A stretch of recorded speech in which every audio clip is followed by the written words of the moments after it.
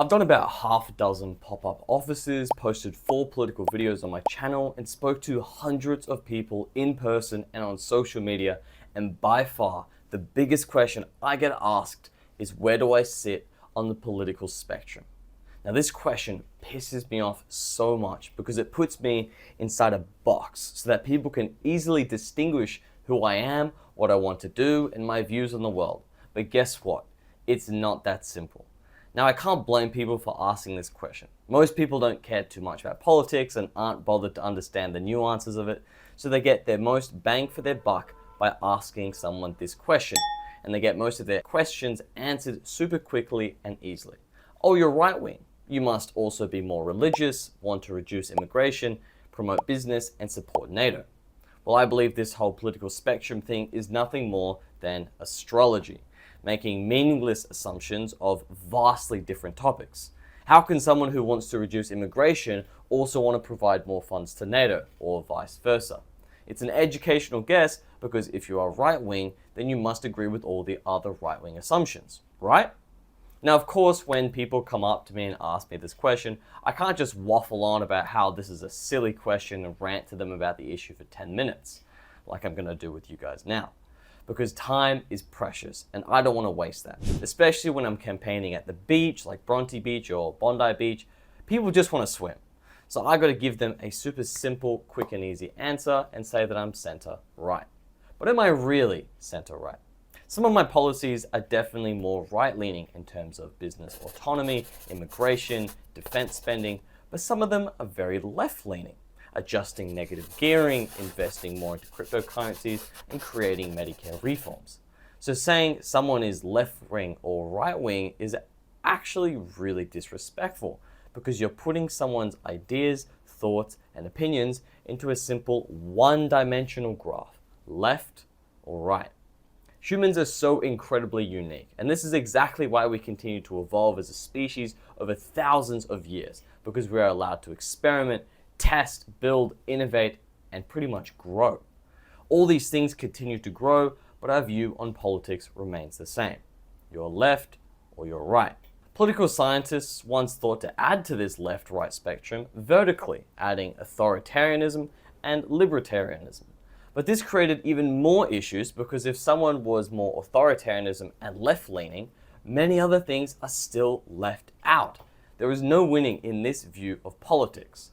Now, another huge issue about this is how it shuts down real conversations. And this is what I am really pissed off about when it comes to this left-right spectrum. The moment someone labels you as left or right-leaning, they stop listening and they start making assumptions. It turns into this tribal thing where people just want to defend their team instead of actually talking about the issue at hand. It's all about proving the other side wrong rather than finding solutions. And what's worse is it creates these little echo chambers where someone just talks to other people who already agree with them. No one's learning anything new or hearing different perspectives. This is exactly why we end up with so much division and why nothing ever seems to get done. If we just focused on individual ideas and policies instead of slapping a label on people, we'd actually have meaningful conversations and maybe, just maybe, get closer to solving the issues we all care about. Now, social media doesn't help either, using extremely curated algorithms that give people the content that they want. So if someone is into right-wing politics, their entire feed will continue to push this content, which slowly solidifies their views, making them think they're more right about the issue than what they actually are. We see this with toxic masculinity, religion, LGBT content. It's all making you right and the other person wrong. But this doesn't actually help anyone and discourages people from seeking discussions, challenging each other's beliefs, which would ultimately benefit everyone. Historically, many countries created these 2 major parties due to a certain issue that was affecting the people. In Australia, the 2 major parties in the beginning were the protectionists and the free traders.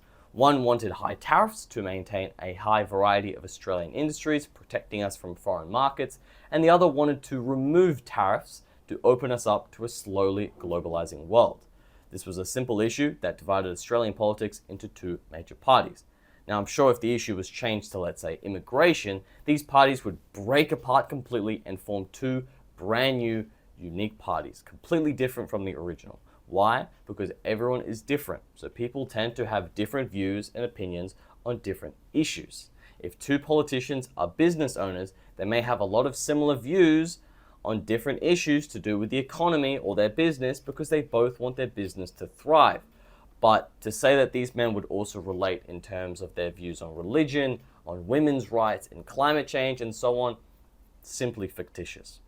So why do people think that someone joining the Liberal Party or the Labour Party is going to agree with everything that that party believes in?